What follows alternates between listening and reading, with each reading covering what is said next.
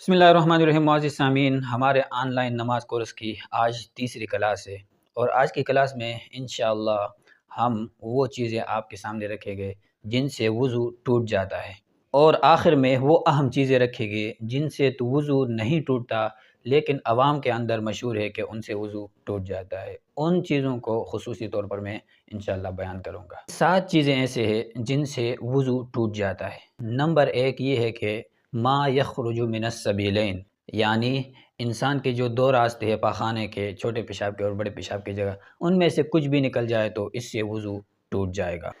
اس کے اوپر دلیل ترمذی میں روایت موجود ہے کہ آپ صلی اللہ علیہ وسلم نے فرمایا اذا فسا احدکم فلیتوضا۔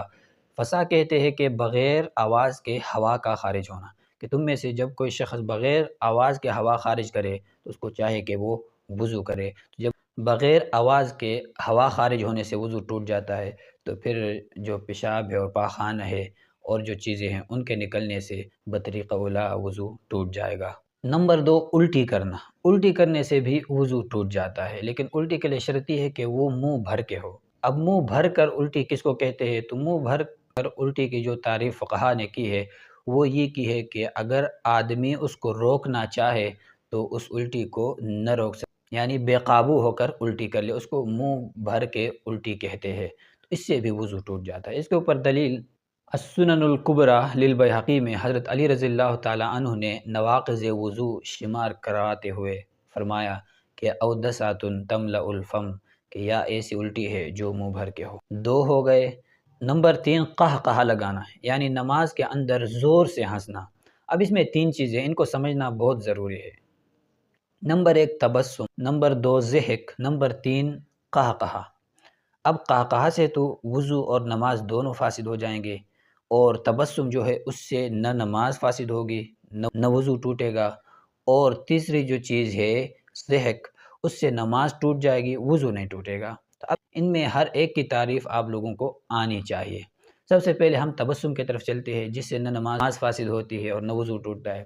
تبسم کہتے ہیں کہ مسکراہٹ، جس کو آپ انگلش میں اسمائل بولتے ہیں، بس صرف یوں دان جس کے ظاہر ہو گئے یا منہ کی ایک حیت بنا لی، آواز وغیرہ کچھ بھی نہ نکلی، اس کو تبسم کہتے ہیں۔ اس سے نہ نماز فاسد ہوتا ہے اور نہ وضو ٹوٹتا ہے۔ نمبر 2 ضحک۔ ضحک کہتے ہیں کہ اتنی آواز سے ہنسنا کہ ساتھ والوں کو سنائے تو نہ دے لیکن خود انسان سنے، اس سے نماز ٹوٹ جائے گی اور وضو نہیں ٹوٹے گا۔ اور تیسرا جو ہے قہقہہ۔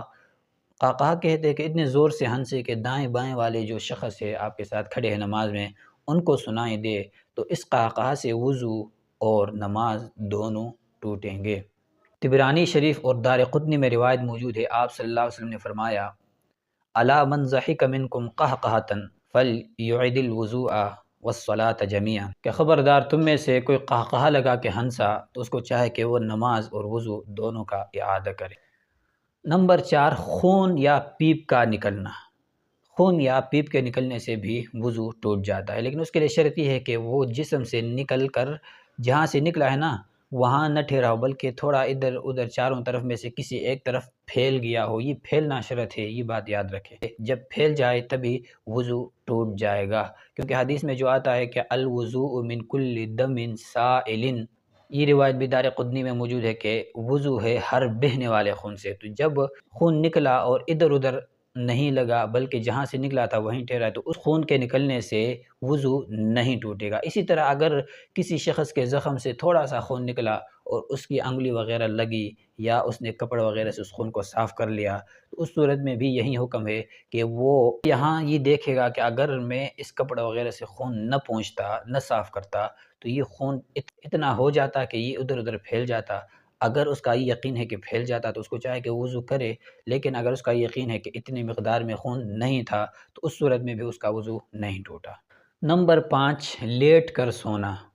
لیٹ کر یا ٹیک لگا کر فقہا نے لکھا ہے کہ اس حالت میں اگر کوئی شخص سوتا ہے تو اس کا وضو بھی ٹوٹ جائے گا۔ سنن نسائی میں روایت موجود ہے، آپ صلی اللہ علیہ وسلم نے فرمایا کہ لا وضوء علی من نام قائما او قاعدا او راکعا او ساجدا، کہ اس شخص پر تو کوئی وضو نہیں ہے جو قیام کی حالت میں سویا یا رکوع کی حالت میں سویا یا سجدے کی حالت میں سوئے یا قعدہ کی حالت میں سوئے، لیکن فقہا نے لکھا ہے کہ سجدہ مسنون ہو۔ سجدہ مسنون آپ کو پتہ ہے، انشاءاللہ آگے ہم جا کر جہاں ہم نماز کی سنتوں کا ذکر کریں گے وہاں سجدے کے اندر جتنے سنتیں ہیں وہ بیان کریں گے۔ تو سجدہ مسنون ہو اور اس میں کوئی شخص سویا ہو تو اس کا وضو نہیں ٹوٹتا ہے۔ انما الوضوء علی من نام مضطجعا، حدیث کے آگے الفاظ ہے کہ وضو تو اس شخص پر ہے جو سویا ہو لیٹ کر۔ آگے جو وضو ٹوٹنے کی حکمت بیان کی ہے وہ یہ بیان کی ہے فَإِنَّهُ إِذَا اضْطَجَعَ اسْتَرْخَتْ مَفَاصِلُهُ، کہ جب وہ لیٹ کر سوتا ہے تو اس کے جو جوڑ ہیں نا وہ ڈھیلے ہو جاتے ہیں، اور جب جوڑ ڈھیلے ہو جاتے ہیں تو انسان کو پتہ نہیں چلتا ہے کہ انسان کے بدن سے کچھ نکلا یا نہیں۔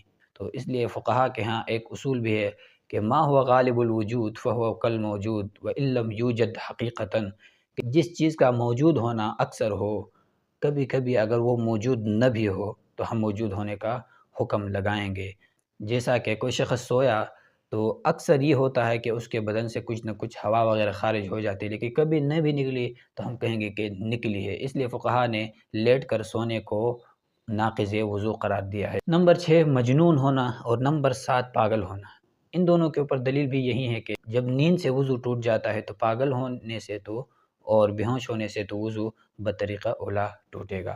اچھا، یہ 7 چیزیں تھے جن سے وضو ٹوٹ جاتا ہے۔ اب ان چیزوں کی طرف آتے ہیں جن سے وضو تو نہیں ٹوٹتا ہے لیکن عوام کے اندر یہ بات مشہور ہے کہ ان کے کرنے سے وضو ٹوٹ جاتا ہے۔ نمبر 1 اپنے گھٹنوں سے اوپر شلوار کرنا۔ عوام کے اندر یہ بات مشہور ہے کہ اگر کسی شخص نے اپنے گھٹنوں سے اوپر شلوار کر لی تو اس کا وضو ٹوٹ جاتا ہے۔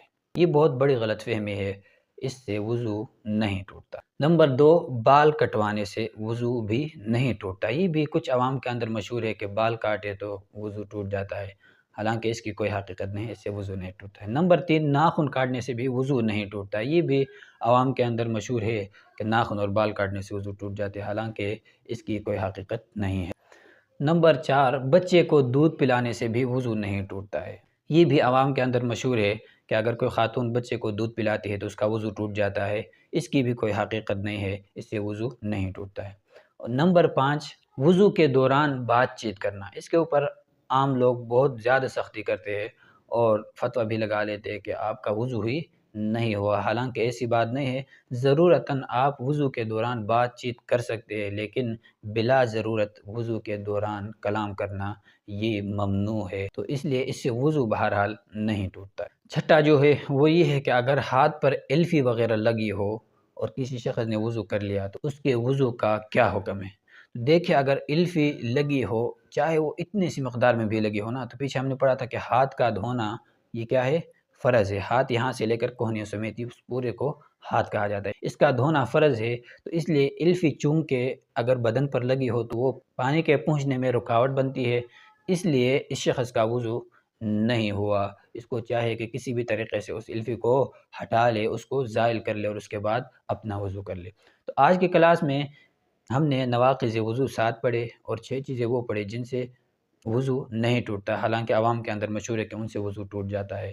تو انشاءاللہ العزیز اگلی کلاس میں یعنی کلاس نمبر 4 میں ہم ارکان نماز اور شرائط نماز کو سامنے لائیں گے اور ان پر مکمل تفصیلی بحث کریں گے۔ وآخر دعوانا ان الحمدللہ رب العالمین۔